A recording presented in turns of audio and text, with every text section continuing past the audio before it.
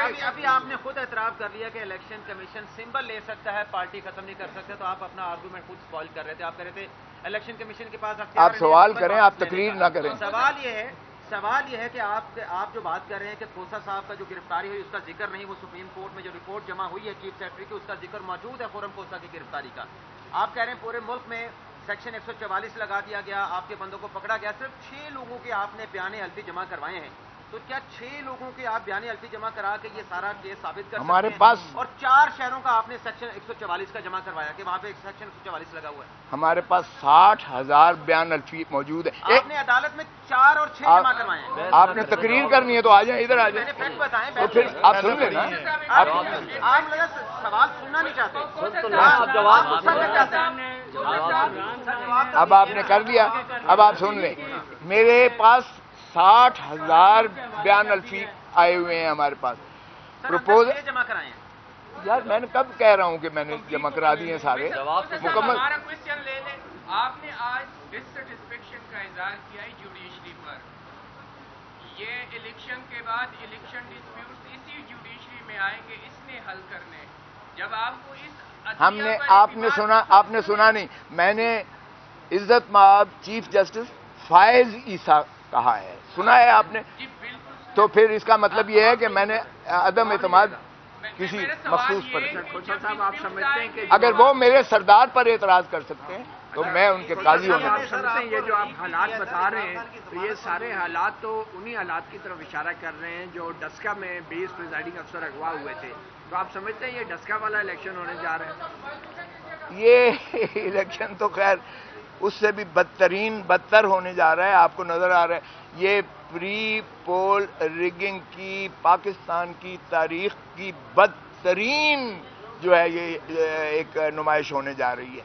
لیکن ہم نے اپنے جو ہے ہمارا جو کارکن ہے، ہمارا جو چیتا ہے، چیتی ہیں، انشاءاللہ آپ دیکھیں کہ وہ والہانہ محبت کرتے ہیں خان سے. وہ اس جذبے کے ساتھ، جنون کے ساتھ جائیں گے پولنگ سٹیشنز پر اور وہ اسی طرح ووٹ دیں گے. اور ہم پہرا دیں گے، ہمارے وکیل کالا کوٹ جا کر ریٹرننگ آفیسرز کے پاس جو ہے، پریزائڈنگ آفیسرز کے پاس، پولنگ آفیسرز پر، ہر پولنگ بوتھ پر پہرا بھی دے گا اور انشاءاللہ ان کا حفاظت بھی کرے گا. ہم انشور کریں گے. ہمیں جلسے نہیں کرنے دیے جا رہے. آج میں نے چیف جسٹس کو بھی کہا ان کے لیے تو فری ہینڈ ہے. آپ روز دکھاتے ہو ٹی وی پہ فلاں آ رہا ہے، فلاں آ رہا ہے، فلاں آ رہا ہے. ہمیں مانے ہیں اور میں نے بتایا چیف کو کہ جہاں ہم پروپوز کرتے ہیں اس گھر کو مسمار کر دیتے ہیں، اس بندے کو پابا سرا گرفتار کر لیتے ہیں اور اتنا ٹیرر خوف پھیلایا ہوا ہے جس کی کوئی انتہا نہیں ہے. یہ ساری باتیں آپ نے سنی ہیں، میں نے کہی ہیں. سو اس لیے ہمیں اس سے کوئی سروکار نہیں ہے. ہمیں کیمپین کی ضرورت نہیں ہے. میں بارہا کہہ چکا ہوں کہ یہ ہمیں مراسی جو ہیں یہ خود ہی ہماری کیمپین کر رہے ہیں. لوگوں کے دلوں میں غم و غصہ اور بڑھ رہا ہے اور لوگوں کا عزم اور بلبلہ اور بڑھ رہا ہے کہ وہ انشاءاللہ 8 فروری کو عمران خان کے امیدواران کسی بھی سمبل پر ہوں وہ اس کو بھرپور انداز سے ووٹ دیں گے اور انشاءاللہ جیت کر سب سے بڑی پارٹی 2/3 پارلیمنٹ اسمبلیوں میں پی ٹی آئی ہی آئے گی انشاءاللہ. صاحب کی بینچ میں چیف جسٹس عزت مآب فائز عیسیٰ صاحب کی بینچ میں جن کے ساتھ 2 جج صاحبان، 1 جج صاحب اور 1 جج صاحبہ موجود تھیں، ان کے سامنے ہمارا جو ہے وہ پاکستان تحریک انصاف کا توہین عدالت کا ہم نے جو نالش کر رکھی تھی کہ 22 دسمبر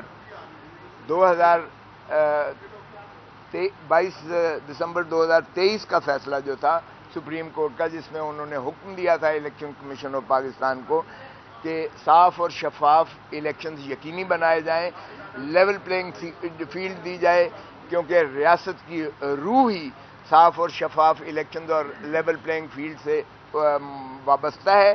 سو اس لیے اس کو یقینی بنایا جائے اور اس کی انڈرٹیکنگ جو ہے اٹارنی جنرل اور الیکشن کمیشن کے جو وکلاء تھے انہوں نے بھی دی تھی، جو بھی ایک فیصلے کا حصہ متصور ہوتا ہے.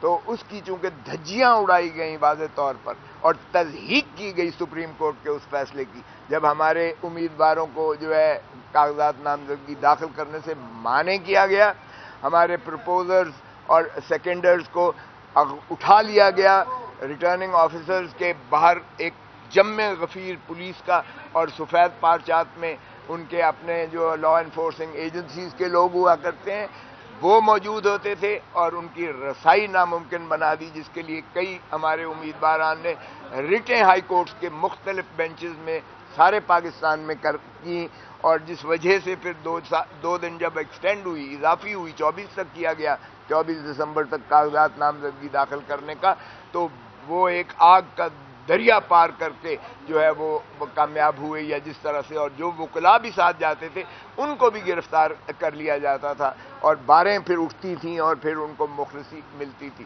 یہ مرحلہ وہ تھا جو کاغذات نامزدگی داخل کرنے کا تھا، یہ 20 سے 22 تک تھا، اور 22 سے 24 تک ایکسٹینڈ ہوا، تو یہ اس دورانیے میں ہمارے ساتھ سارے پاکستان میں کیا گیا۔ اس کے بعد شروع ہوتا ہے کاغذات نامزدگی کی جانچ پڑتال کا، جانچ پڑتال اسکروٹنی کا، وہ 30 تاریخ تک جو ہے فیصلہ میعاد دی گئی تھی الیکشن کمیشن آف پاکستان۔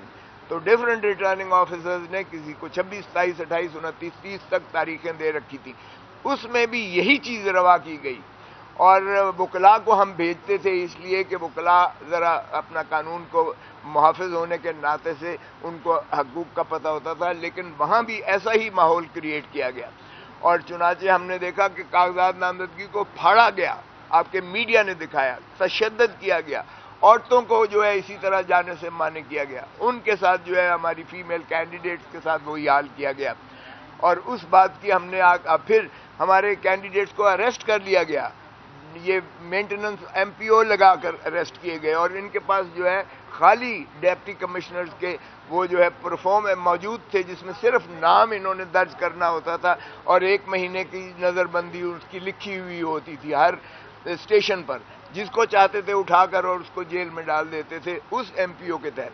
اور یہ ڈپٹی کمشنر وہ ہے جو ڈسٹرکٹ ریٹرننگ آفیسرز ہیں، ہر ضلع میں district returning officer deputy commissioner ہے، اور انہی کے دستخط شدہ، اور اسی طرح 144 بھی ڈی ایم لگتا ہے، ڈسٹرکٹ ڈپٹی کمشنر لگتا ہے، وہ جہاں چاہتا تھا۔ آج تک ہمیں انہوں نے جلسے جلوس نہیں نکالنے دیے، اور جو کوشش کرتا ہے اس کے گھر کو اڑا دیتے ہیں، مسمار کر دیتے ہیں، کاروبار اس کے بند کر دیتے ہیں، اور اس کو بھی جو ہے اغوا کر کے اس کو پابا سلاسل کر کے جیلوں میں بند کر دیتے ہیں، جو ہم نے ریٹیں کر کے ان کو مخلصی دلائی۔ تو یہ چیزیں ہم ساری جب سپریم کورٹ میں لے کر آئے کہ جناب آپ نے کیسا حکم دیا تھا 22 دسمبر 2023 کا کہ آپ ان کو شفاف الیکشنز اور لیول پلینگ فیلڈ دیں، تو یہ کیا مذاق ہمارے ساتھ کیا جا رہا ہے۔ یہ چیزیں ہم سپریم کورٹ میں لائے تو انہوں نے کہا، نوٹس دیا کہ آئی جی کو بلائیں، اور جو ہے چیف سیکرٹری کو بلائیں، اور ایڈوکیٹ جنرل پنجاب صاحب تشریف لے کے آئیں۔